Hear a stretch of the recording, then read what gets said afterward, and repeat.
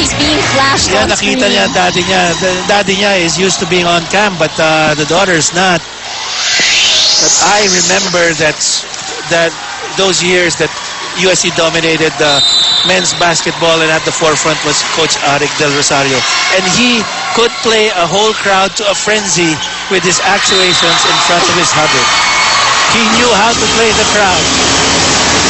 And that's Wendy Semana right there going to her teammates, and now she's signaling the play. And it wasn't a good way to start the set. First point pa lang, an error already with her service. And si Semana pa, you set the example.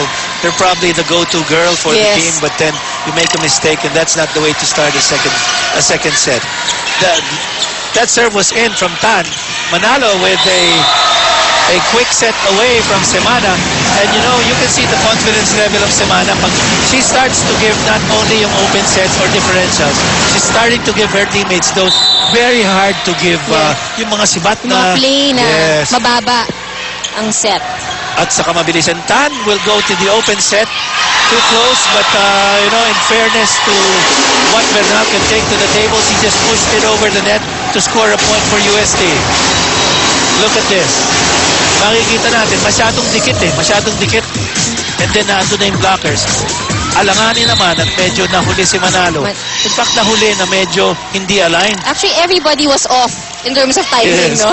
Both offense and defense. Sinuwerte lang ang UST dahil puntos pa rin. Then Abanto was the one who set it up.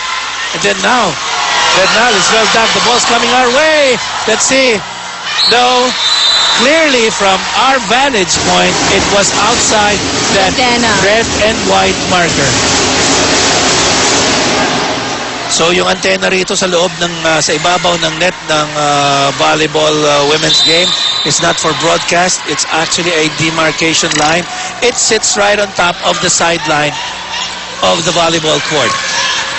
And the ball has to go in between those markers. Yes. Well dug, Morada. Manalo, easy over Alemania. Now Semana, differential set. Manalo, Semana, Morada, one-hander by Mabayad. Open set to Balse. Buong braso, she celebrates that point. Dalang bahay at lupa with that spike. And she felt it, I guess, and that's the reason for the celebration. Yeah. And yun ang maganda sa UST ngayon, no? You see them coming into the game, every time they make a point, talagang nagka-carousel sila sa loob. And your Balse is 5'11", maybe almost as tall as Tan. Tabaquero is also near that height, maybe 5'8", 5'9".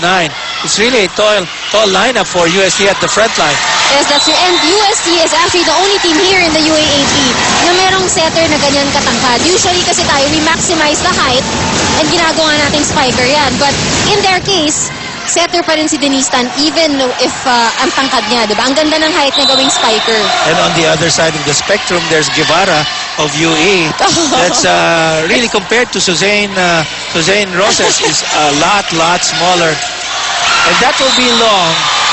Well thought of. That was actually an excellent move, but too strong by Abanto. So it's 5-2, and UST is ahead here in the second set by 3. And once again, if you're Coach Joseph Santos, you wonder when your team will get their composure back, because you know they're capable of coming back. That wasn't over, that ball of UST. That's true. And so far, no, we've always heard the common names for the UST team. Like we have Dakis, Manalo, and Morada, the usual scorers for the team. But here, in the first set, no, and even now in the second set, parang tahimik pa rin, hindi pa rin natin narinig yung mga pangalan nila. That's quite true. And then, look at that. Kahit kailangan na lang gawa ng paraan, hindi pa. Parang nawala yung flexibility ng Lady Tamaraos, yung kanilang quickness na medyo tinago nila ng konti for this ball game. So far, we're still giving them a few more points to get back to that state they were in when they defeated this very same team twice. Left-hander brings it in. Morada. And Balse with quite a run-up. This will go to Morada. Masyado siya napailalim. But nonetheless, it's a point.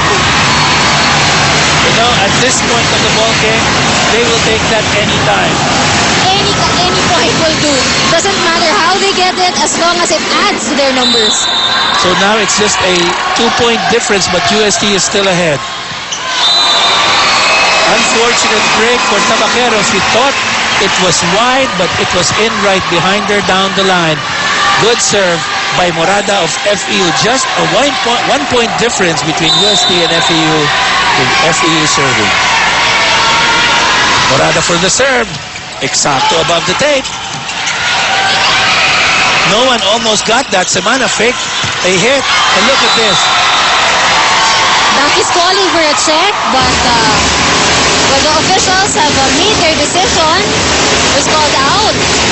Well, maybe one thing about Daki is we can say that sana sinubukan niya muna yung cross-court. Because, you know, that's probably a move that you do towards the third or fourth set. Well, everything's on the line. That's true. When you go down the line, you know that you have very little area left, diba? Hindi ka na, nasa kaliwa ka na ng court, hindi, you can't go anymore. Mas malaki yung space mo sa kanan. That's right. It's actually a clear recognition of where your blocks are. And right there, Tabaquero had clear recognition that the blockers were right almost beside the marker, just tapped it out, and the point went to UST. And they're leading by 3 right now, 8-5. We're still in the second set.